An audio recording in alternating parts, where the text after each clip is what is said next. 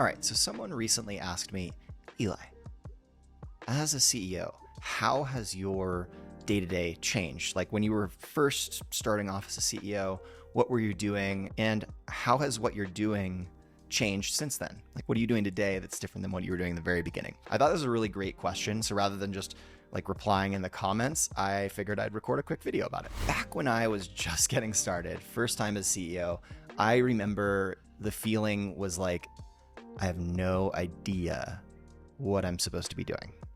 I remember sitting in my chair in the office that I'd set up, wondering like, all right, there are a bunch of other CEOs out there.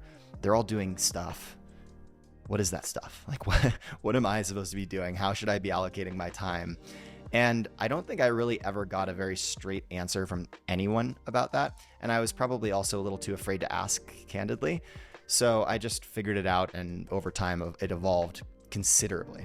So thinking back to the beginning, I had a classic hero complex in the sense that I thought that every problem needed to be solved by me, could be solved by me. I was the fastest person to get answers to anything, and that anyone that worked on things other than me was wildly inefficient and blah, blah, blah, like a classic hero complex CEO, and very green leader, or I really wasn't a leader at that point, let's be clear. So that meant that I had to jump in to everything. I had to be involved in every decision. I had to be in every conversation. So I made myself busy by overly involving myself in things that maybe I shouldn't have been involved in.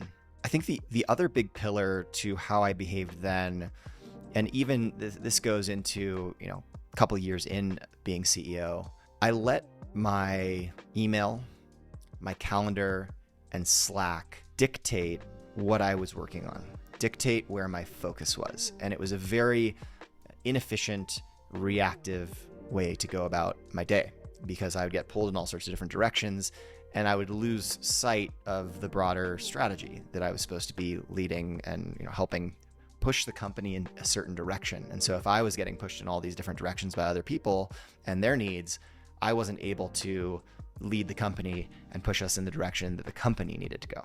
So what am I doing differently now? A couple things. Now I use an operating system to run my companies. So I use EOS. Highly recommend. There's a book called Traction by Gino Wickman. This gives a literal play-by-play on how I run my company. It tells me what meetings I should have and when, who should be in those meetings, what we should cover, literally the agenda of the meetings, the spreadsheet that we should use to track things. It's like full end-to-end operating system for a CEO or a leadership team. And once I was turned on to that, it totally changed the game for me. It gave me the structure that I was looking for and the kind of rigor and accountability that I was missing, both for myself and for my team in all of my past jobs as CEO. So EOS, Traction, operating system, that's kind of the first big change. The second big change is that I aggressively protect my time. And I do not believe that I could be CEO if I did not have an amazing EA to support me and to help protect that time. So I think that's another big shift, is having an amazing EA and having a system in place with them so that my time is protected and I'm focused only on the most important things. And again, pushing the business forward. I think the next one is really the opposite of what I described with being reactive and living out of email and Slack and calendar.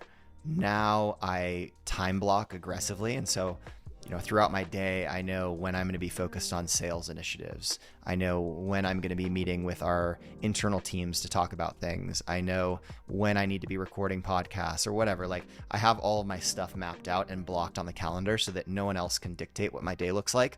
There might be a few random slots available that my EA can use to book people into my time. But for the most part, I'm in complete control of what every day looks like. And that's allowed me to adjust and learn as we go, where, maybe I thought 2 weeks ago that spending X number of hours on a certain project or initiative was going to be really productive. Come to find, maybe that time of day, I'm just not creative enough to do that type of work. And so we can move things around and reprioritize and just take a look and see how much more effective am I when my days are run in X way or Y way. I think maybe the last one that I'll cover here is I remember early on as a CEO having these goals, right? We would have like high level business goals of things we wanted to hit. So maybe it was like MRR or revenue, whatever. And I just didn't have a firm enough grasp on the business to break it down into all the necessary pieces and then have an initiative that backs into or supports each of those pieces. So at any given time now, I have a dashboard. For me, it's in HubSpot where I can see the entire health of the business. Actually, that's not true. I have two dashboards. One is in HubSpot. One is in Baremetrics or Stripe, basically our payment processor. And so on one side, I can see the financial health of the business and be tracking all of that on a weekly basis. On the other side, though, in HubSpot, I'm paying attention to all of the kind of KPIs that I know are important for the business. And I have strategic plans in place at any given time to move the needle for each of those metrics. So, for example, one of the metrics I care a lot about right now is meetings booked, because I can back into the math on what our conversion rate from a meeting booked is. And so that serves as a great leading indicator for how many people do we need to be hiring and what's our revenue going to look like in a month from now. So I think the key takeaway there is having initiatives mapped back to each of those metrics, and everyone's metrics are going to be different, the things that they care about. But step one, identify the metrics you care about that are going to move the needle forward for the business. And then step two is whenever I'm staring at that dashboard, I need to feel confident that I have some sort of initiative, program, campaign, whatever, that is going to push forward, or at least I plan that it will push forward those numbers. I think I remember just staring at metrics early on as a CEO, knowing that I needed to move them and kind of feeling like it was in the wind, right? It's like, okay, well, like we're doing all the right stuff, and that's not specific enough, right? I needed to be like, for this metric, we're doing these three things, which should produce these results by this timeline, like making everything time bound and measurable, like they call them SMART goals, whatever. I think that's also super key and something that I wasn't very good at early on as a CEO or didn't know that I needed to do. And it makes all the difference. Maybe one more piece that I didn't do well as a CEO early on, and now I do well, is I was afraid to hold people accountable. I was afraid to, ruffle feathers. I was afraid to not be liked. And it's not my job as CEO to be liked. It's not my job to not ruffle feathers. It's my job to make sure that the business is healthy and growing and thriving, and the people who work for me are healthy and growing and thriving. A huge part of that is making sure that people are held accountable.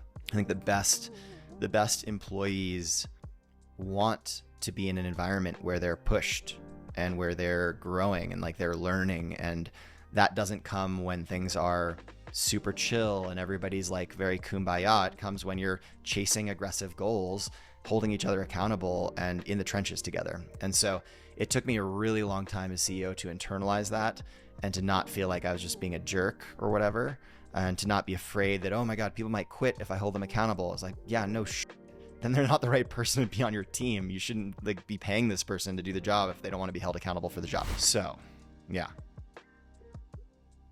fun stuff.